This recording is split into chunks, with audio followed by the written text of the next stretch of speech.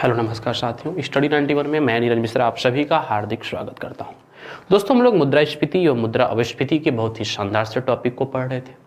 पिछले 2 लेक्चर्स में हम लोगों ने बहुत सारी बातें यहां से करने का प्रयास किया है, जैसे मुद्रास्फीति क्या होता है, मुद्रा अपस्फीति क्या होता है, क्यों होता है, कौन कंट्रोल करता है, कैसे कंट्रोल करता है, कंट्रोल करने को क्या कहा जाता है, मुद्रास्फीति कितने प्रकार का होता है, मुद्रास्फीति के कौन कौन से कारण होते हैं। अब इसमें हमारा 3 टॉपिक और बचा हुआ है, जो कि आज की क्लास के बाद आपका यह टॉपिक बहुत ही शानदार तरीके से हो जाएगा कंप्लीट। अब सर कहेंगे सर इसमें 3 टॉपिक आपका कौन कौन सा बचा हुआ है, तो मैं आपको बताने का प्रयास करूंगा। इसमें से हमारा ये जो 3 टॉपिक है उसमें से कुछ टॉपिक बहुत ही विशेष हैं, जैसे हम लोग बात करेंगे मुद्रास्फीति का प्रभाव, इफेक्ट ऑफ इन्फ्लेशन। हम लोग बात करेंगे मुद्रास्फीति का मापन, मुद्रास्फीति को हम कैसे मापते हैं, और फिर हम लोग बात करेंगे आपका क्या बात करेंगे भाई, तो एक कॉन्सेप्ट और है, हम लोग उसको देखने का प्रयास करेंगे। मुद्रास्फीति से ही संबंधित सारी चीजें आपको मैं बताऊंगा। चले दोस्तों, आज हम लोग शुरू करते हैं क्लास को और बात करते हैं और टॉपिक को हम लोग लेने का प्रयास करते हैं। टॉपिक का नाम आपका होगा, आज का टॉपिक मेजरमेंट ऑफ इन्फ्लेशन, मुद्रास्फीति का मापन। क्या होगा? मुद्रास्फीति का मापन। बहुत ही शानदार सा टॉपिक है, तो चलिए हम लोग शुरू करते हैं एकदम शानदार तरीके से।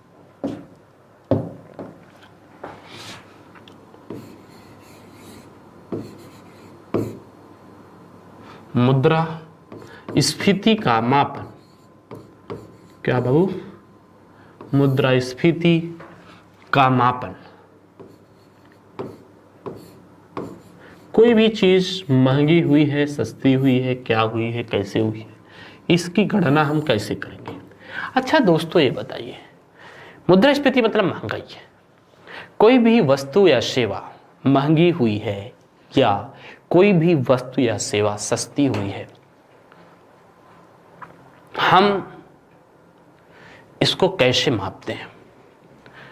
अच्छा बताइए, आपने कहा, जैसे मान लीजिए मैंने कहा आपसे, यार मैं मोबाइल लेने गया था और मैंने 15,000 की मोबाइल खरीद कर लाई, तो आप ये बताइए, आप कैसे कहेंगे कि सर यह मोबाइल आपको तो महंगी में लग गई, या सर ये मोबाइल तो आपने सस्ता पा लिया?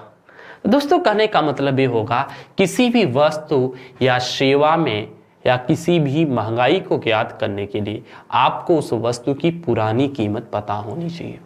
जब तक आपको पुरानी कीमत नहीं पता होगी, आप वस्तु से संबंधित महंगाई या मंदी जैसे प्रश्नों का एनालिसिस नहीं कर पाएंगे। क्या? महंगाई या मंदी जैसे प्रश्नों का एनालिसिस नहीं कर पाएंगे, यह आपको समझना पड़ेगा।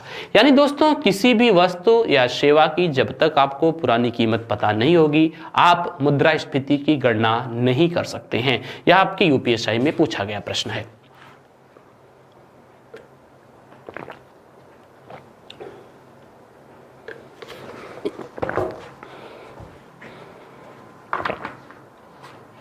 चलिए शुरू करते हैं।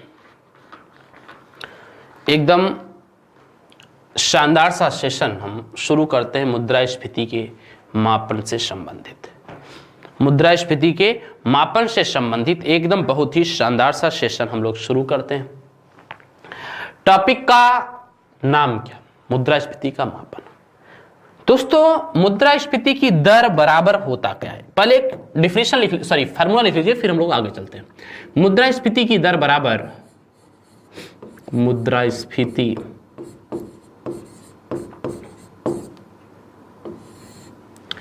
की दर बराबर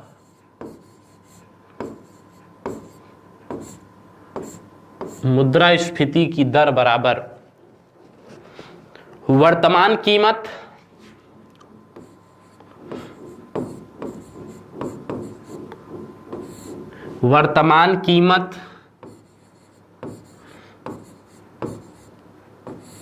माइनस पुरानी कीमत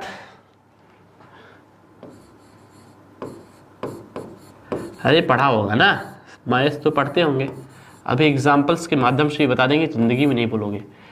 वर्तमान कीमत माइनस पुरानी कीमत, भाग क्या होगा भाई, पुरानी कीमत की अपेक्षा तो घटेगा बढ़ेगा, पुरानी कीमत जैसे क्रय मूल्य की अपेक्षा घटता बढ़ता है, इंटू 100%। यह आपको मुद्रास्फीति की दर पता हो जाएगी। जो आप देखते हैं ना कि महंगाई की दर इतनी परसेंट है, इतनी परसेंट है, तो यह कैसे पता होगी, तो मुद्रास्फीति की दर इसी के हिसाब से पता होती है। अब कैसे पता करेंगे सर? सर एक मोबाइल था, हमने लिया था 2020 में, वह मिला था हमको 10,000 रुपए का। कितने का मिला था? 10,000 का मिला था, ऐसे लिख दो। 2020 में सर हमने मोबाइल लिया था, एक 10,000 का मिला था, लेकिन अब वही मोबाइल सेम मोबाइल अब हम ले रहे हैं 2021 में, तो वह मोबाइल मिल रहा है 11,000 का। तो महंगाई हुई या नहीं हुई? महंगाई तो हुई, लेकिन कितनी हुई यह निकालने के लिए आप सीधे फार्मूले पर इसको चढ़ा दीजिए। फार्मूले की कसौटी पर ले जाइए। क्या कर रहा है? वर्तमान कीमत मतलब 2021 की कीमत कितनी है? 11,000 है। पुरानी कीमत कितनी थी? 10,000 थी। पुरानी कीमत कितनी थी? 10,000 थी। 100 का कर दिया गुणा, 2 जीरो से 2 जीरो हो गया कैंसिल, यहां से घटाया 11,000 में से 10,000 को घटाया, मिला कितना? 1,000। बचा यहां पर 100 जीरो से 2 जीरो कैंसिल। तो मतलब दोस्तों कितनी प्रतिशत महंगाई बढ़ गई? 10% महंगाई बढ़ गई। बोलिए हाँ या ना। मुद्रास्फीति की गणना का सूत्र कोई और नहीं, सिर्फ और सिर्फ यही होता है जो आपके स्क्रीन के सामने है। यह सूत्र की बात कर रहा हूं। गणना के प्रकार अलग होते हैं, तरीके अलग होते हैं। बोलिए कोई दिक्कत? आपको मुद्रास्फीति की गणना करने में कोई दिक्कत है कि भाई क्या दिक्कत है यार? अब यहीं पर अगर माइनस में वैल्यू आती है तो इसका मतलब है कि महंगाई मुद्रा अविस्फीति होगी, लेकिन ऐसा तो भारत जैसी अर्थव्यवस्था में पॉसिबल ही नहीं है कि आपकी वैल्यू माइनस में आए। बोलिए हाँ या ना। भारत जैसी अर्थव्यवस्था में तो ये पॉसिबल ही नहीं है कि आपकी वैल्यू माइनस में आए। बोलिए। तो मुद्रास्फीति की दर बराबर वर्तमान कीमत जो आज की कीमत है। पुरानी कीमत कब से भी पूछे पूछता है आधार वर्ष की तुलना में मुद्रास्फीति। आधार वर्ष वर्तमान समय में 2011-12 रखा गया है। कोई भी वस्तु 2011-12 में इतने रुपए की थी, आज इतने रुपए की है, तो कितने परसेंट महंगाई बढ़ी? जो भी बढ़ी हो 2-4%, वह आपकी स्क्रीन पर आ जाएगा। अब दोस्तों मुद्रास्फीति की गणना में हम लोग मुद्रास्फीति के प्रकार के बारे में बात करेंगे। किसके बारे में बात करेंगे? मुद्रास्फीति के प्रकार के बारे में, मुद्रास्फीति की गणना। तो दोस्तों भारत देश में वर्तमान समय में मुद्रास्फीति की गणना को हम 2 रूपों में करते हैं। सही याद, एकदम शानदार सा फार्मूला है, इसको आप लोग अभी के अभी याद कर लो, अभी के अभी रट लो, सारी चीजें आपकी क्लियर हो जाएंगी। चलिए अगले बात पर बात करते हैं, मुद्रास्फीति की गणना।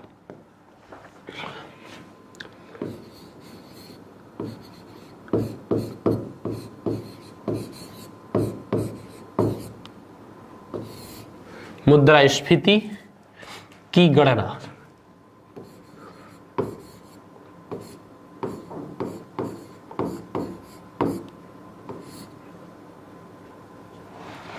मुद्रास्फीति की गणना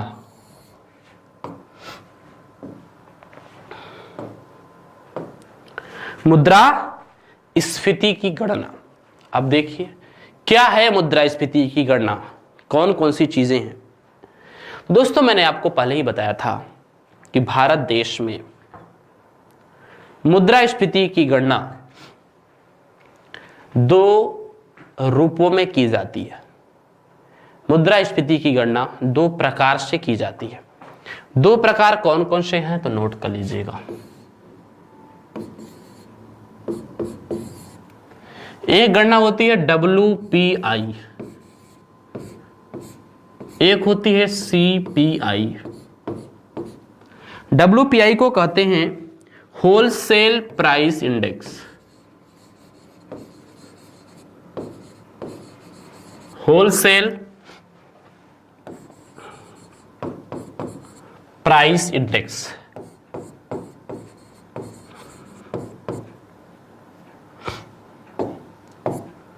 होलसेल प्राइस इंडेक्स। CPI को कहते हैं कंज्यूमर प्राइस इंडेक्स।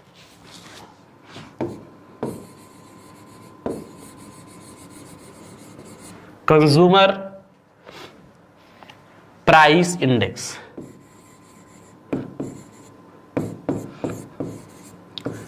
दो गणनाएं हैं, होलसेल प्राइस इंडेक्स और consumer price index. Wholesale price index को कहते हैं थोक मूल्य सूचकांक। थोक मूल्य सूचकांक।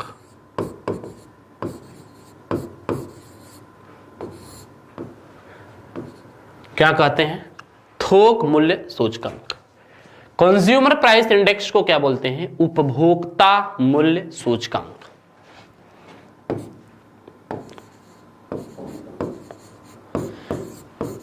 उपभोक्ता मूल्य सूचकांक।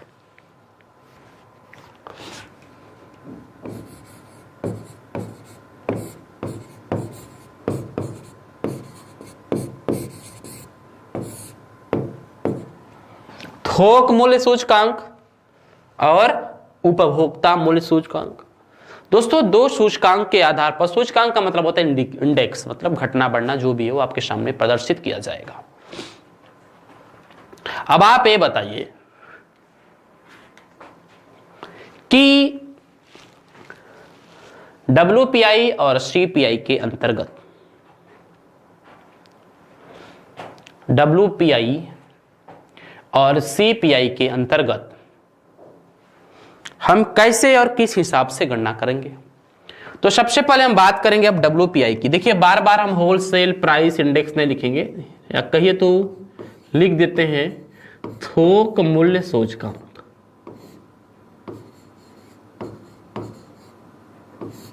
थोक मूल्य सूचकांक।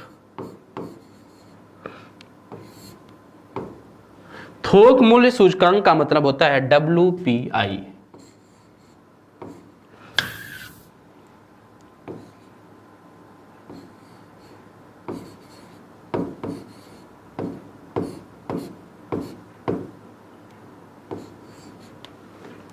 थोक मूल्य सूचकांक। क्या? थोक मूल्य सूचकांक का मतलब क्या होता है? WPI।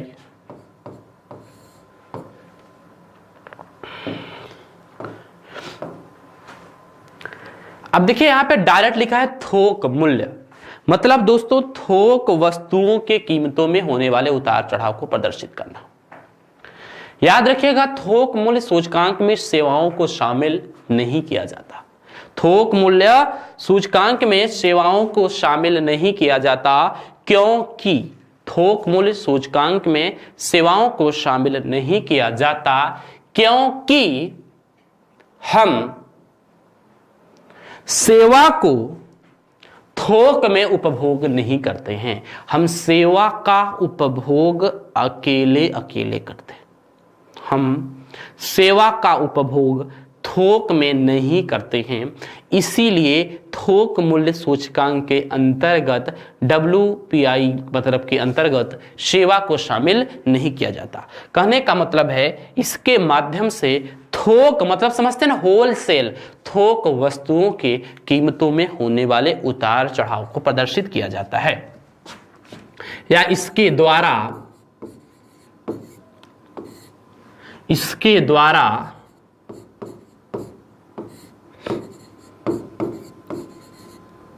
थोक वस्तुओं के, इसके द्वारा थोक वस्तुओं के इसके द्वारा थोक वस्तुओं के कीमतों में होने वाले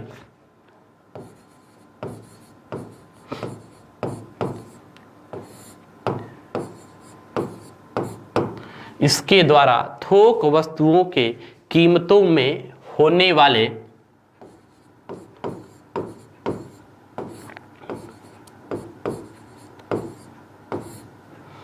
इसके द्वारा थोक वस्तुओं के कीमतों में होने वाले उतार चढ़ाव को इसके द्वारा थोक वस्तुओं के कीमतों में होने वाले उतार चढ़ाव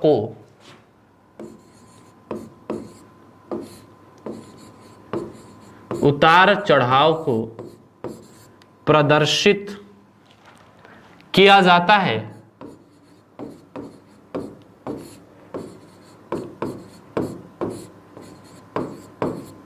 ठीक है ना। इसके द्वारा क्या किया जाता है, थोक वस्तुओं की कीमतों में होने वाले उतार चढ़ाव का प्रेजेंटेशन होता है। थोक वस्तुओं की कीमतों में होने वाले उतार चढ़ाव को प्रदर्शित किया जाता है। अब मुद्दा यह बनेगा कि कितनी वस्तु इसमें शामिल है। तो आपको बता दूं कि वर्तमान समय में इसमें 697 वस्तु यानी 697 गुड्स शामिल है। कितने? 697 वस्तु इसमें वर्तमान समय में शामिल है। वर्तमान समय में इसमें कुल कितने वस्तु शामिल हैं दोस्तों? तो वर्तमान समय में इसमें 697 यानी 697 वस्तु शामिल है। बोलिए, समझ में आया? वर्तमान समय में कुल कितने वस्तु इसमें शामिल हैं? तो कुल 697 वस्तु शामिल हैं। अब इसका आधार वर्ष क्या है? इसका बेस ईयर पूछता है। तो दोस्तों इसका आधार वर्ष है 2011-12। क्या है? 2011-12 इसका आधार वर्ष है। इसका आधार वर्ष कितना है? 2011-12 है। समझ में आया? बोलिए, समझ में आया?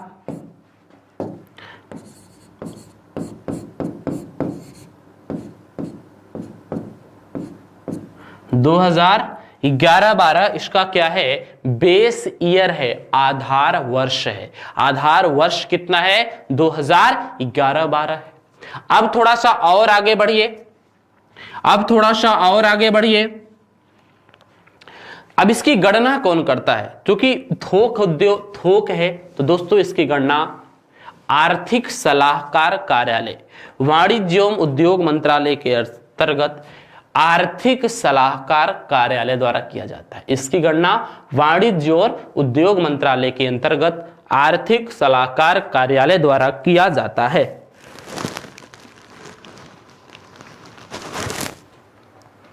इसकी गणना कौन करता है? आर्थिक सलाहकार कार्यालय।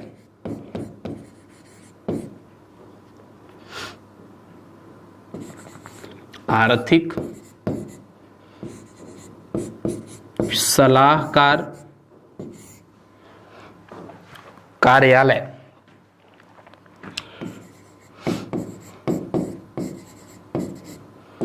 आर्थिक सलाहकार कार्यालय द्वारा इसकी गणना की जाती है, और जो कि वाणिज्य एवं उद्योग मंत्रालय से संबंधित है। क्योंकि आर्थिक सलाहकार कार्यालय तो हर जगह होता है। वाणिज्य एवं उद्योग मंत्रालय, वाणिज्य एवं उद्योग मंत्रालय से इनका संबंध होता है। समझ में आया? वाणिज्य एवं उद्योग मंत्रालय के अंतर्गत इसकी गणना की जाती है। अब आइए थोड़ा सा हम लोग अलग पॉइंट पर चलते हैं। भारत देश में इसकी शुरुआत कब से होती है?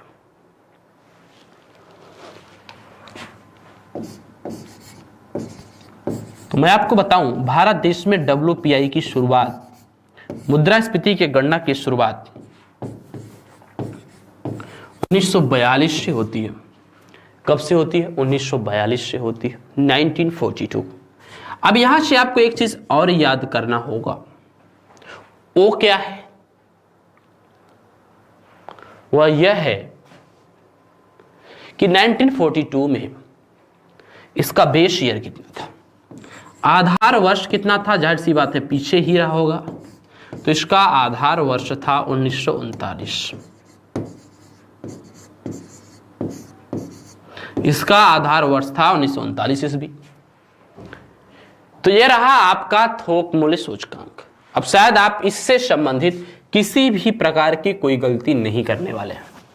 थोक मूल्य सूचकांक से संबंधित आप किसी भी प्रकार की कोई गलती अब नहीं करने वाले हैं, जहां तक मुझे उम्मीद है कि आप इसी तरीके से काम करेंगे।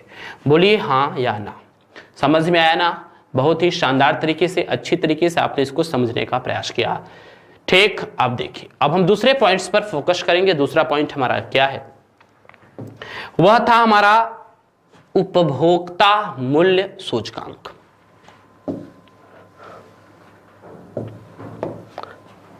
दूसरा पॉइंट था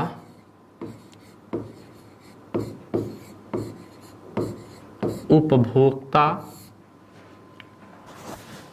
मूल्य सूचकांक।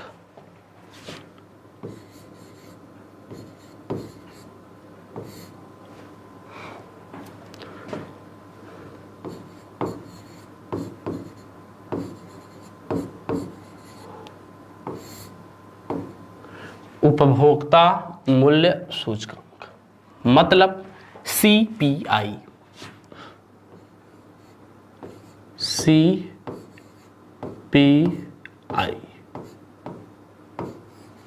इसको कहा जाता है कंज्यूमर प्राइस इंडेक्स।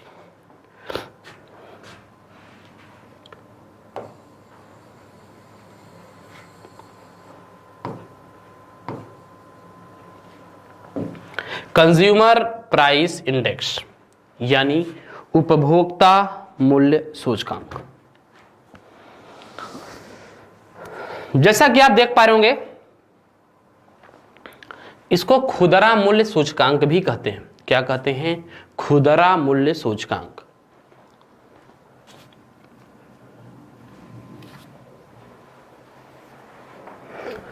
इसको आपको उपभोक्ता मूल्य सूचकांक भी कहते हैं और इसको क्या कहते हैं? खुदरा मूल्य सूचकांक भी कहते हैं। खुदरा का मतलब होता है फुटकर।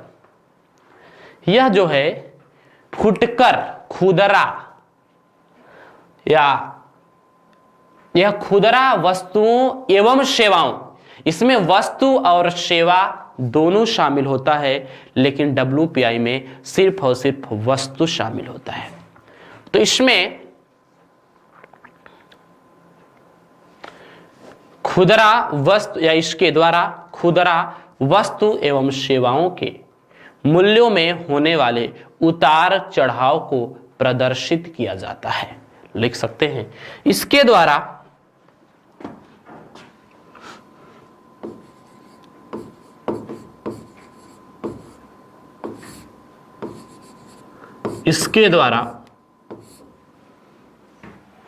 खुदरा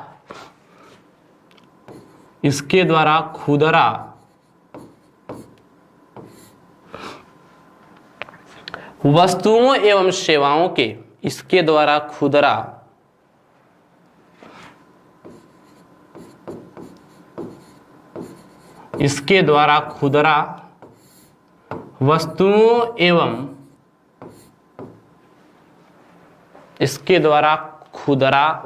वस्तुओं एवं सेवाओं के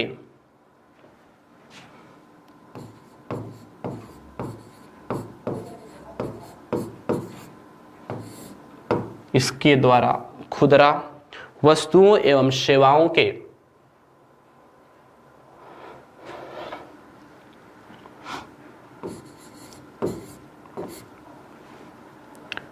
इसके द्वारा खुदरा वस्तुओं एवं सेवाओं के मूल्यों में होने वाले उतार चढ़ाव को प्रदर्शित किया जाता है।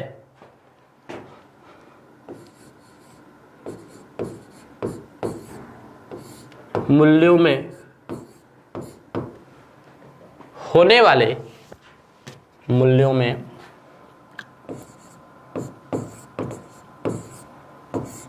होने वाले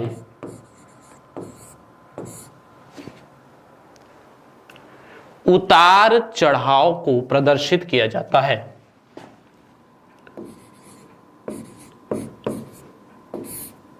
उतार चढ़ाव का मतलब होता है कितना बढ़ा, कितना घटा।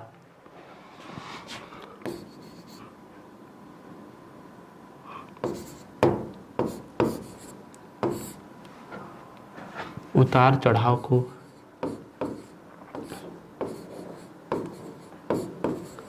प्रदर्शित किया जाता है।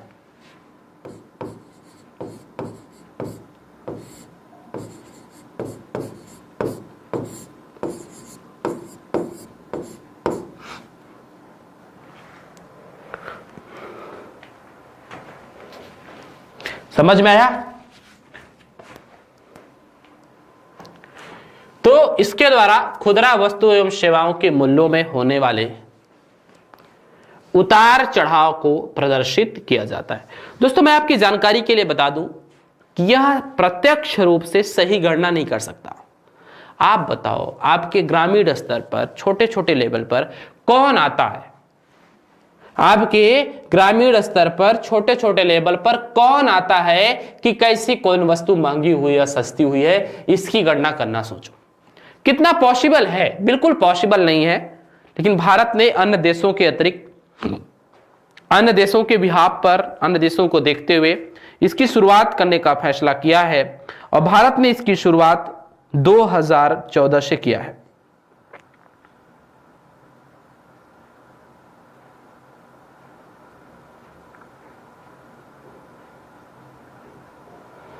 समझ में आया?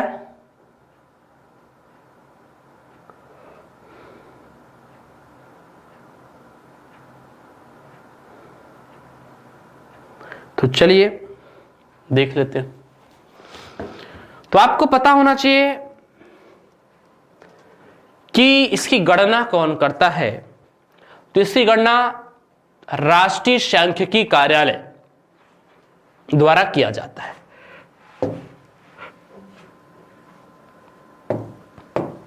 या फिर अगर इसका आधार वर्ष आपको बताना हो, बेस ईयर, तो इसका आधार वर्ष है 2012। पूर्णतः शुरुआत कब से हुई पूरे भारत में? पूर्णतः 2014 से। पूर्णतः शुरुआत कब हुई?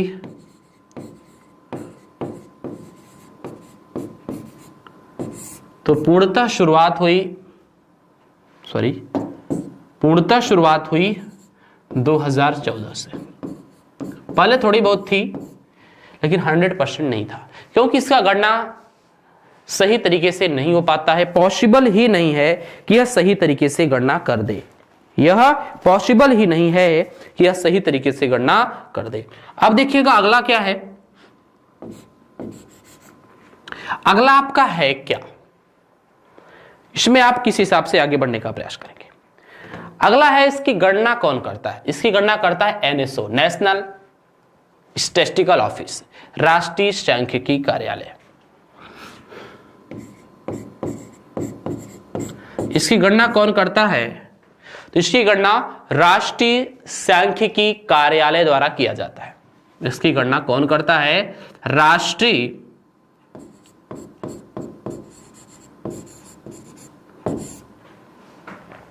सांख्यिकी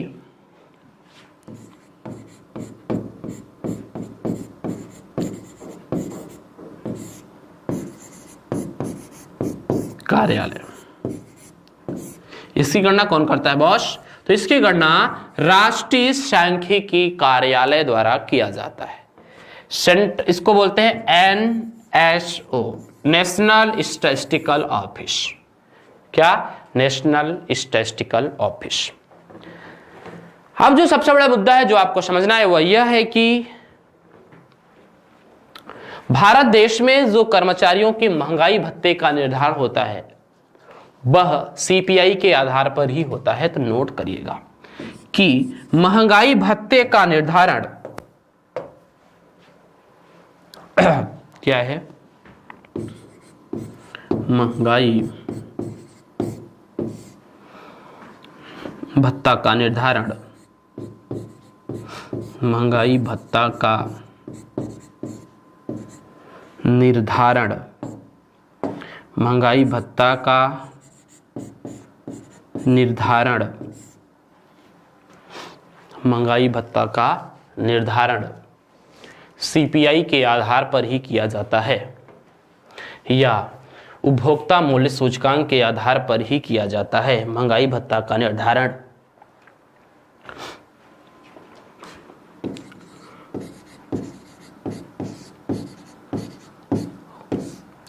उपभोक्ता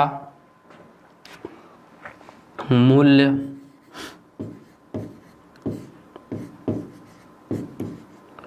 सूचकांक के आधार पर किया जाता है। महंगाई भत्ता का निर्धारण उपभोक्ता मूल्य सूचकांक के आधार पर किया जाता है।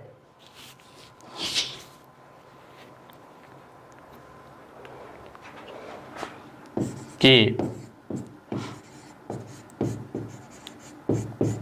आधार पर किया जाता है।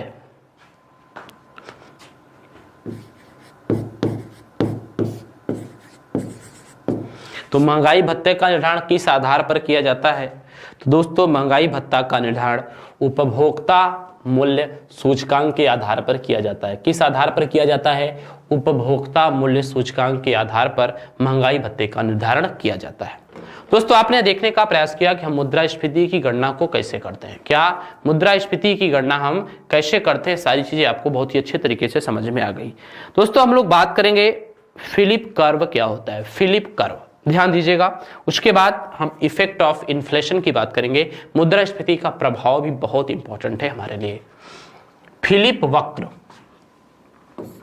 या इसको इंग्लिश में लिखते हैं फिलिप कर्व। क्या लिखते हैं? फिलिप कर्व लिखते हैं या फिलिप वक्र भी इसको समझ सकते हैं आप। फिलिप कर्व या फिलिप वक्र। दोस्तों इसका नाम है, पूरा नाम है, ये बहुत बड़े अर्थशास्त्री थे न्यूजीलैंड के। इनका नाम है A.W. फिलिप। क्या नाम है? A.W. फिलिप। और इन्होंने एक वक्र दिया, कर्व दिया, और उस वक्र के माध्यम से कुछ समझाने का प्रयास करते हैं।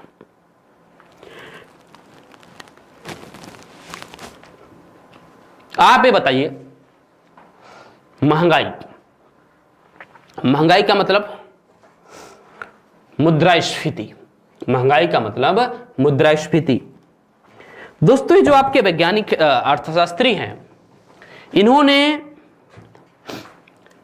मुद्रास्फीति और बेरोजगारी के बीच संबंध स्थापित किया है। किसके किसके बीच संबंध स्थापित किया है? मुद्रास्फीति और बेरोजगारी के बीच इन्होंने क्या किया है? संबंध स्थापित किया है। और आपको यह बात पता होनी चाहिए कि मुद्रास्फीति और बेरोजगारी के बीच जो संबंध होता है, मुद्रास्फीति और बेरोजगारी के बीच जो संबंध होता है वह व्युत्क्रमानुपाती का संबंध होता है। अच्छा कैसे? आपको पता है दोस्तों, मुद्रास्फीति यानी महंगाई तभी होगी जब आपके पास पैसे होंगे। महंगाई तभी होगी, मुद्रास्फीति तभी होगी जब आपके पास पैसे होंगे। आपके पास पैसे कब होंगे? जब आप रोजगार में रहेंगे, मतलब बेरोजगार कम होगी। तो फिलिप महोदय ने एक बहुत ही शानदार सा चित्र दिया है, एक वक्र दिया है। थोड़ा सा मैं आपको समझाने का प्रयास करता हूं। इस टाइप का, और उन्होंने इसमें कुछ बताया है।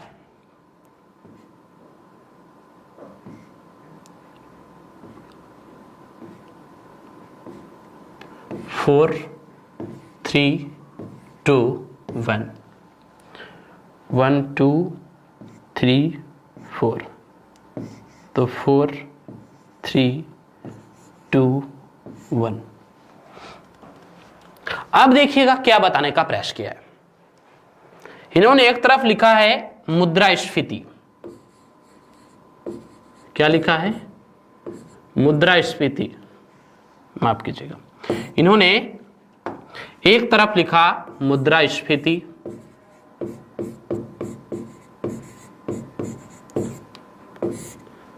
और दूसरी तरफ लिख दिया इन्होंने बेरोजगारी। तो पहला प्रश्न आपके एग्जाम में यही आता है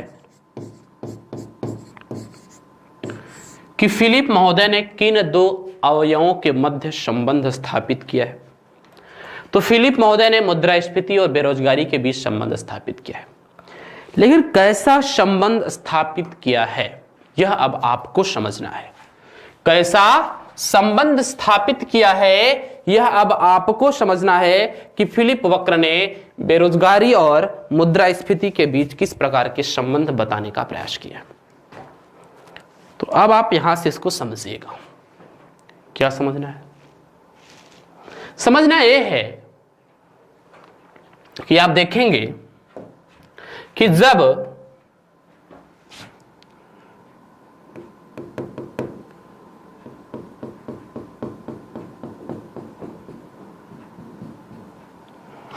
इसको देखिए,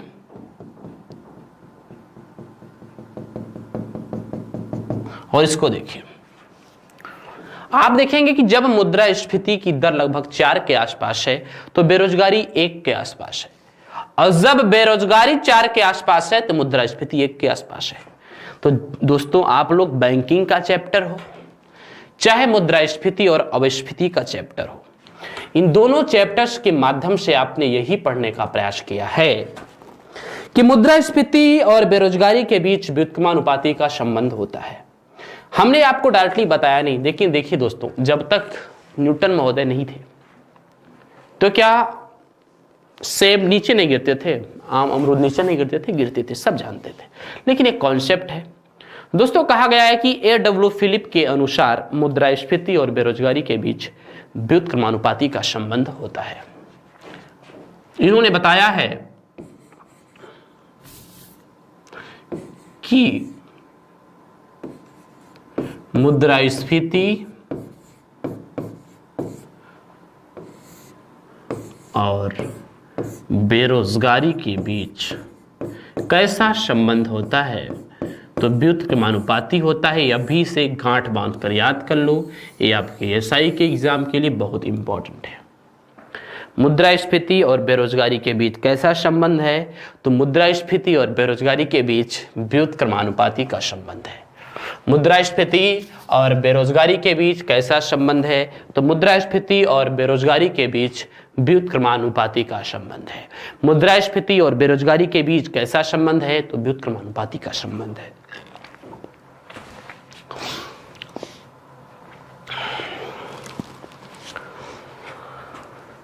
तो यहां पे लिख सकते हैं A.W. फिलिप के अनुसार, पूरा नाम है इनका A.W. फिलिप। A.W. फिलिप के अनुसार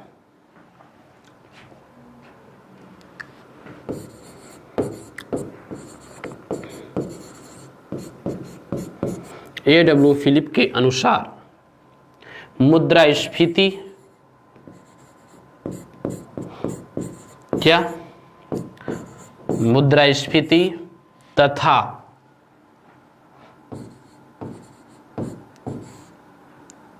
A.W. फिलिप के अनुसार मुद्रास्फीति तथा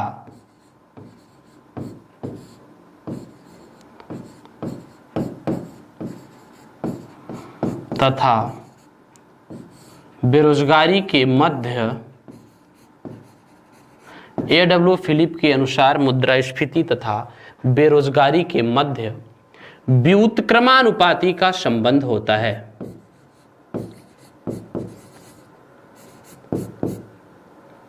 कैसा संबंध होता है? व्युत्क्रमानुपाती का संबंध होता है।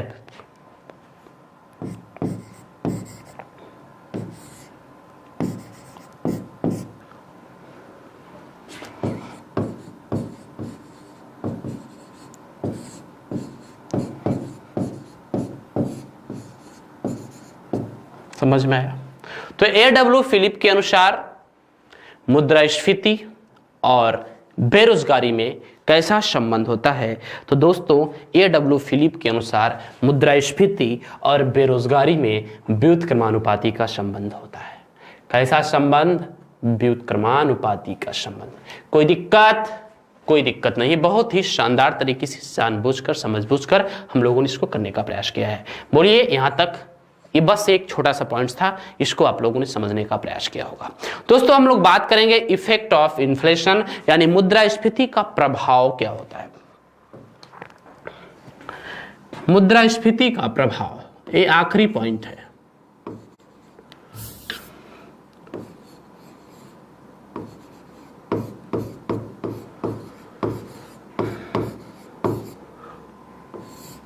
मुद्रास्फीति का प्रभाव।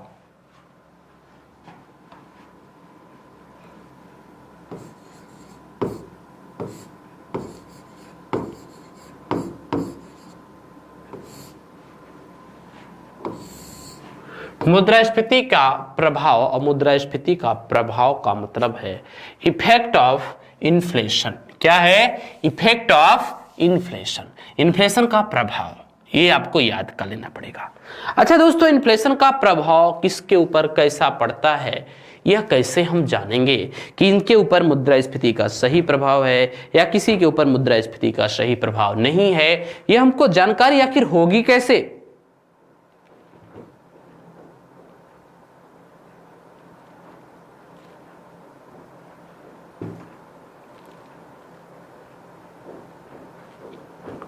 कैसे होगी? तो कौन कौन से, भाई देखिए समूह होगा, कुछ समूह होगा जिसके ऊपर हम लोग देखने का प्रयास करेंगे कि कौन कौन सा प्रभाव पड़ता है। तो समूह में सबसे पहले समूह की हम बात करेंगे। पहला समूह हमारा क्या होगा जिसके ऊपर हम यह जानने का प्रयास करेंगे कि कौन सा प्रभाव पड़ेगा। ठीक है ना, कौन सा प्रभाव पड़ेगा, हम यह कैसे जानेंगे? तो चलिए भैया,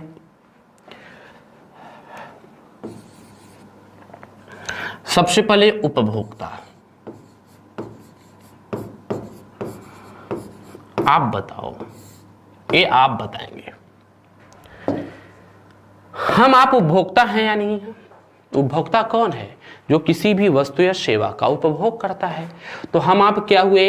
हम आप हुए उपभोक्ता। उपभोक्ता कौन है? जो किसी वस्तु या सेवा का उपभोग करता है। हम आप क्या हुए? उपभोक्ता हुए। तो आप यह बताने का प्रयास करिए,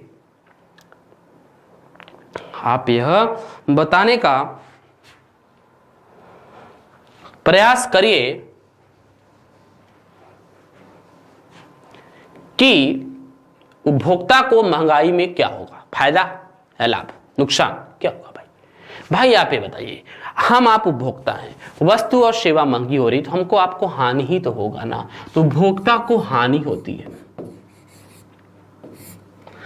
फिर हम लोग इसी का दूसरा पहलू देखेंगे। इसका दूसरा पहलू है उत्पादक। उत्पादक का मतलब होता है वस्तु और सेवा को बनाने वाला। ये बात मैं आपको पिछले क्लासेस में बताया हूं, मतलब जब शुरू किया था तो क्या होता है, कैसे होता है। उत्पादक का मतलब होता है प्रोड्यूसर। प्रोड्यूसर का मतलब होता है वस्तुओं और सेवाओं को बनाने वाला, वस्तुओं और सेवाओं का निर्माण करने वाला या बनाने वाला। तो वस्तु और सेवा का निर्माण करने वाला या बनाने वाले को क्या बोलते हैं? उत्पादक। कोई वस्तु या सेवा बना के रखा है, पहले मान लीजिए 10 रुपए की बिकती थी, अब 12 रुपए को बिकेगी, तो भैया उसका फायदा होगा ना कि नुकसान होगा? फायदा होगा। उत्पादक को लाभ होता है, उत्पादक को लाभ होता है।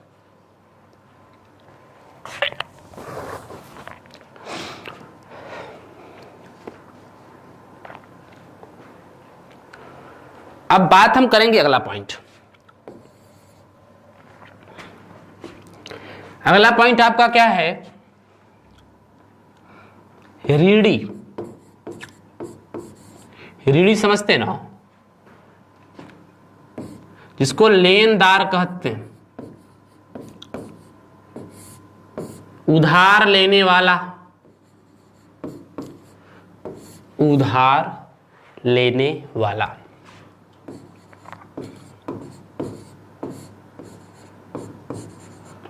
इसके ऊपर क्या प्रभाव पड़ेगा भाई? भाई उधार लेने वाले के ऊपर महंगाई का क्या प्रभाव पड़ेगा? थोड़ा एग्जांपल्स के माध्यम से समझना। ए नाम का कोई बंदा है, यहां एक दुकान है। क्या है? दुकान है। यहां से एक मोबाइल खरीदता है। तुरंत समझ जाएंगे, दो चीज समझेंगे। मोबाइल खरीदता है, उधार खरीदता है। कैसा खरीदता है? उधार। कितने का खरीदता है? 5,000 रुपए का। ध्यान दीजिएगा, उधार उसी की बात कर रहे हैं। लेकिन दोस्तों मान लो इस मोबाइल की कीमत 1 माह बाद 6,000 होगी, लेकिन यह ए वाला कितना लौटाएगा? 5,000 तो लौटाएगा ना। क्यों? क्योंकि इसने 5,000 ही उधार लिया है। समझ में आया? तो भैया जो ऋणी या लेनदार या उधार लेने वाला होता है उसको महंगाई में लाभ होता है। लेकिन इस दुकानदार को क्या हो गया? हानि हो गया। यह 5,000 की चीज बेचा था, अब यह चीज 6,000 की हो गई, लेकिन यह 5,000 ही लौटाएगा। इसको क्या हो गया? हानि हो गया। मतलब ऋणदाता को यानी देनदार को या उधार देने वाले को हानि होती है महंगाई के स्थिति में। ऋणदाता को या ऋणदाता को या देनदार को, ऋणदाता या देनदार या ऋण देने वाला। ये डायरेक्ट प्रश्न पूछता है, ध्यान दीजिएगा, बहुत इंपॉर्टेंट बात बता रहा हूं। या उधार देने वाला, ऋण नहीं, हर जगह ऋणी ऋण नहीं लिख दो। उधार देने वाला, इसके ऊपर क्या प्रभाव पड़ेगा? इसको होगी हानि।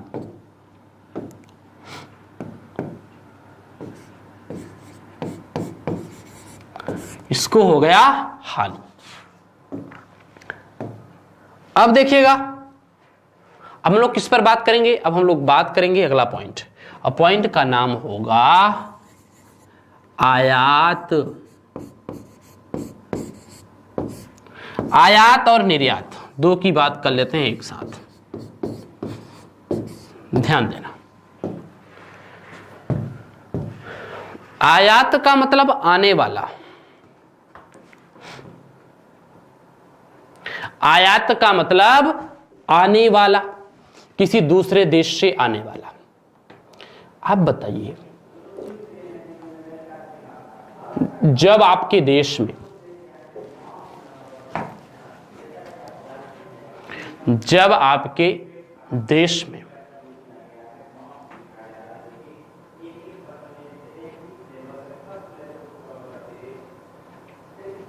तो इसको आपको समझने पड़ेगा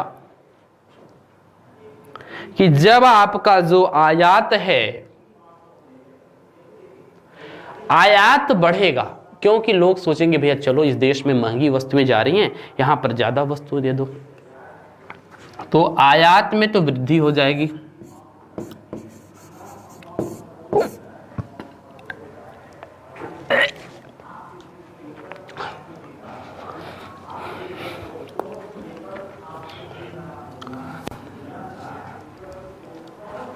लेकिन इसी का उल्टा है, निर्यात में आएगी कमी। आपके देश से दूसरे देश वाले कम लेंगे। क्यों जानते हैं? क्योंकि आप वस्तु और सेवा अब महंगा देना शुरू कर दी है। ठीक है, अब इसके बाद और अगर हम आए अगले पॉइंट पर बात करें,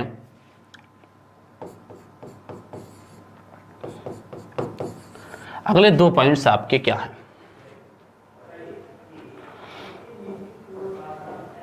आपका अगला 2 पॉइंट्स क्या है उसको भी समझने का प्रयास करेंगे।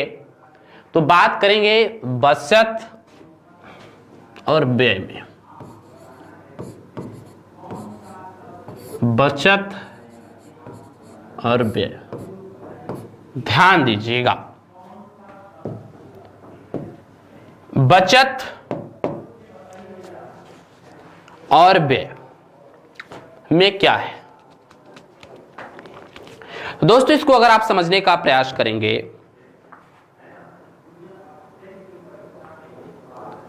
तो बचत बढ़ेगा या घटेगा? बचत कम हो जाएगा भैया, बचत में आएगी कमी और व्यय में हो जाएगी वृद्धि। बोलिए सही है या नहीं सही है? सही है सर। अब अगर हम बात करें सर व्यापारिक वर्ग पर क्या प्रभाव पड़ेगा, व्यापारिक वर्ग पर मुद्रास्फीति का क्या प्रभाव पड़ेगा?